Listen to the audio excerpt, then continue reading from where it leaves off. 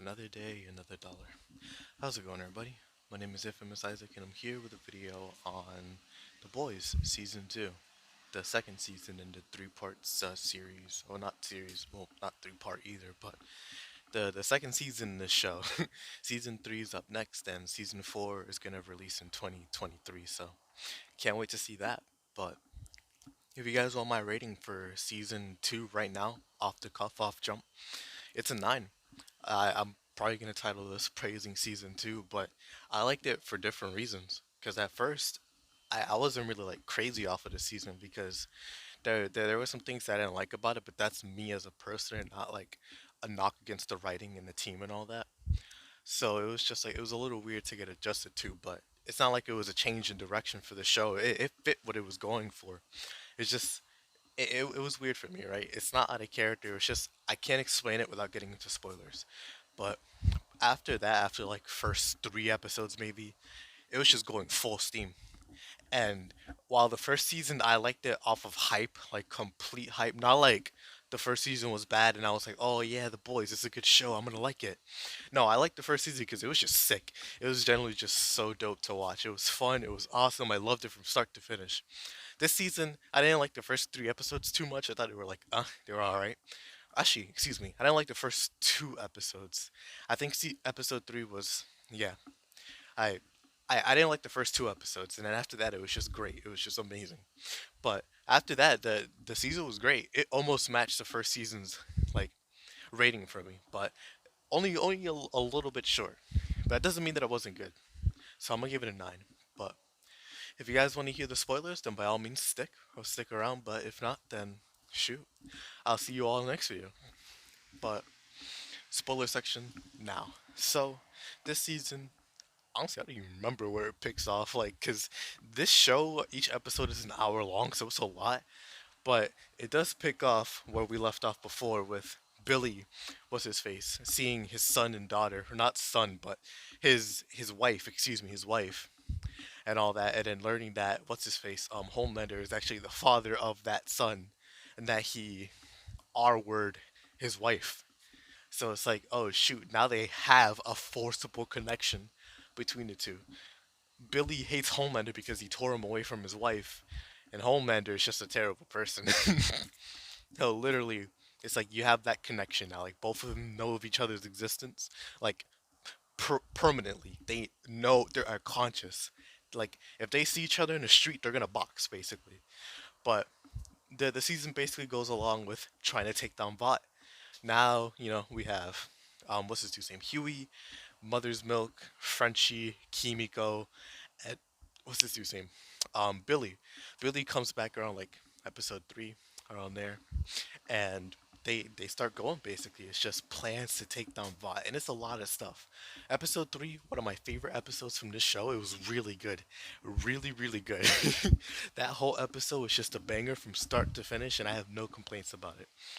Especially since it brought me one of the best like ending scenes in the show, where Kimiko's staring at the screen with complete vitriol and hatred as Stormfront is just going there and talking and all that because she killed her brother.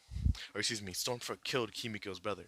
We learned about that subplot as well, and just Frenchie, and we learned about what happened with Mallory as well, like her grandchildren. And Lamplighter, we meet him, and it's a lot. Like, we get a lot of character development this season, actually. The only thing that we don't see much for a person is Mother's Milk, but to be honest, or MM, because he doesn't really need to be developed. That man is fine. He has a family. He had his character development off screen, and that's fine because he's The Rock, basically. Not like Dwayne The Rock Johnson, but he's he's the rock that holds everybody together. But he's not Huey, and he's not what's his name, Billy. He's not the leader, but he's also not the canary that Huey is. But the group wouldn't function if it wasn't for MM. So the fact that he's already established, it doesn't need much character development in these two seasons. I don't know if it's like third season and forward, like if he gets anything more, but he's already established, so we don't really need anything from him. But Kimiko, we get a lot for with her brother. Frenchie, we get a lot for with learning about why he let Mallory's grandkids die, and just meeting Lamplighter one more time, or not one more time, for the first time, and just seeing how messed up a person he really is. We just learn about Huey, learn about his mom, him like adjusting to the boys and all that. If I sound out of breath, I'm really sorry. Again, I'm outside, but I'm moving outside, and there's a elevated surface that I'm going up and down, so it's like it's taking a lot out of me. But Huey and him just adjusting to the boys with him and his problems with Billy, and Billy most of all has the most character development, going from hating Soups to tolerating them with Starlight, and then just with his wife being back in the picture, and then him having not his son but Homelander's son, and then the end of the season with that episode being crazy, genuinely crazy, the best episode in the season, and then episode 3 as well, contender. Like, oh my goodness. But Billy had the most character development in the season for sure. In that episode alone, in episode 8, being like not the penultimate, but the final episode of the season, just having all of it or most of it in that episode. So it's just like, yo, what is going on? And you have Starlight having some development, not as much as in the first season where she has growing pains in the 7, but now just legitimately getting more involved with Huey and the boys, and just her just coming to terms with like, yo, these superheroes are terrible, so I'm gonna be the good person instead, even if it means having to do bad things. So it's like, yo, that's cool.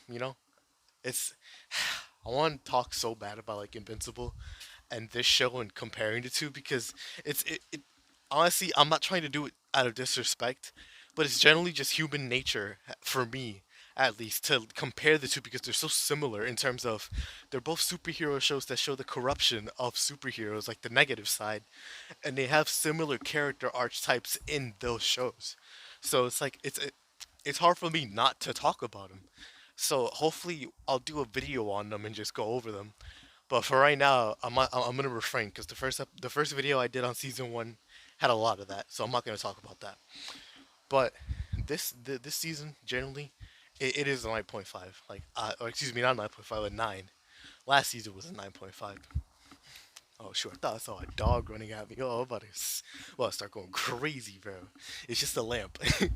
But this season just has so many good episodes, and overall, it wasn't the hype like of seeing Billy and Huey fighting Translucent, or just them fighting people. It was the story. It was generally the story that kept me involved and engaged with this show. Because while there was hype, there was the fight with Storm Front in the final episode with just Homelander and him being crazy and just seeing all that stuff. It wasn't the fights, even though the fights were cool and there were some hype moments or funny moments of just degeneracy. Wow, it's actually crazy because in the first season there was a lot more degeneracy because of Translucent, Deep, and Homelander. But this season is mostly just like Stormfront and Homelander, which is to be expected. And you have Maeve more like just being a, how do I say this? A B word. Not like a bitch, but a bastard. And I can apply to any gender, so don't worry. I'm not trying to be like that. But she, her and Elena are done. She's going around having sex with other people, smoking. Her house is a mess. Like she's down bad right now. She's down bad, and that's alright, because she's going through her things. She's more of an anti-hero now that she is a Team 7 member type thing, and she's still in it. There's no doubt. It's just she's not gonna align herself for Homelander or the boys. She's doing her own thing. So that's just how it's going. But Stormfront is an interesting character because she's a Nazi, and the fact that she's lived that long, the fact that she was Liberty and now she's Stormfront, it's like, yo, that's really cool. That's generally really really cool, and a really good twist. Even though, actually, I don't even remember if she was mentioned in the first season or not. If she was, that's really cool and good foreshadowing. But if she wasn't, then that's fine because she was a really good part of this season and she wasn't bad. I didn't like her, but that's because the show didn't make me like her, which is fine. Because I feel like that was what was supposed to happen. And then when she was with Homelander, got to see a better side of that. Because at first I thought she was just gonna be like, "Oh, I'm different because I'm different," and it was just an antithesis to Starlight and just her coming in and inserting herself into the 7. It's like, yo, Bring back Deep, bro. At least he was a degenerate, bro. At least I could tolerate him. She was just annoying.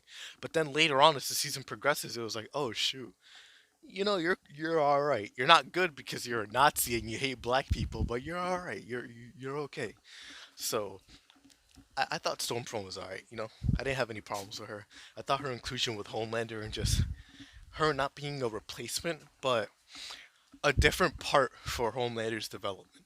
Her being there improved Homelander, or not improved, but more like helped Homelander develop even more.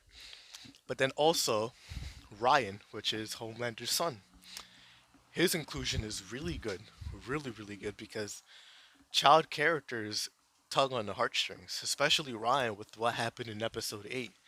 His inclusion, not just him being a filler, like, oh, I'm his child, I don't really do much. Nah, he was important. He was genuinely important, and he did stuff too. It's not like he's just a piece that goes in without any contention. Now he roughly fit in, which is really cool. I messed with Ryan's inclusion. I thought he was cool. Rebecca, as sad as it is to say, she was also really good, but man, what happened to her was tough. It was really rough, and I gotta admit it. I gotta admit it. I didn't cry much when I was watching Breaking Bad. The time I did cry was watching like the finale first and then rewatching the show. Like when I first watched like Ozymandias, Granite State, and then um Felina, I was crying. But then rewatching it, I wasn't. But I was like, dang, this is still really good. Here, watching episode 8, and I think episode 7 as well. I don't remember. I think it was episode 8. But I almost started crying. Genuinely, I started tearing up because Billy doesn't deserve this, dog. Like Billy really does not deserve this. He's suffering so much, bro. It's crazy, and I just feel so bad for him. Like, man, I wish he could just get a hug from his wife, bro. Like, not like as in like he doesn't. It's just I wish he got a long, permanent hug while they're living together with their son, just overall having a good life with his dog as well. Like, no father, no mother, just Billy, Rebecca, and Ryan. But nah, you can't. And I really like the parallel too of Billy losing Rebecca, but Homelander losing Stormfront. I thought that was a really good parallel where you see Billy just holding Ryan and Ryan choosing him, and then Homelander being covered in blood standing over Stormfront, which was crazy. I really like that parallel. I thought that was one of the best scenes in the show. I genuinely really liked it. And Soldier Boy, or excuse me, and not like Soldier Boy up in the, crank that Soldier Boy, not him, but he's what's his face, a boy's character. And I know because my friends mentioned him before, which is spoilers, but I don't know anything about Soldier Boy except he was mentioned in this season. So I hope I get to see more of him. Maybe, maybe not. I don't know. This is just speculation, but I really like his name, man. That's all I know. I just really like his name because it just reminds me of Soldier Boy, like the rapper. So it's like I don't know. It's just stupid. It's really dumb. But yeah, overall, I really enjoyed this season. It was more emotional, more story in this. And while the first season had story, I was more like I was overcome with hype, adrenaline. It was just craziness, genuine fear for Homelander. But this season, it's more story and more like dislike, but also some sympathy for him as he learned to become more of a father and just losing the girlfriend that he was getting. And it's just like, he's a terrible person and she was a Nazi. And he wasn't doing the best job being a father, but he was caring. He was developing some level of care for his son. So it's like, that was interesting. I really like that.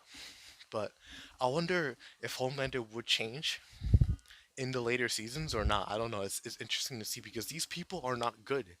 Even if I try to defend the boys, they're not good people either. At least like they're not. How do I say this? They've killed a lot of people. They've killed a lot of people. They're not innocent. They're stained for sure. The same way Homelander and the Seven are. But it's just there's a bunch of gray area in this show, and it's really interesting to see. Like genuinely interesting. That's what makes these gray area superhero shows so good. Is that they don't shy away from making the good guys bad and the bad guys good sometimes. It's super sick. I really enjoy it. But that's gonna be it for me for now.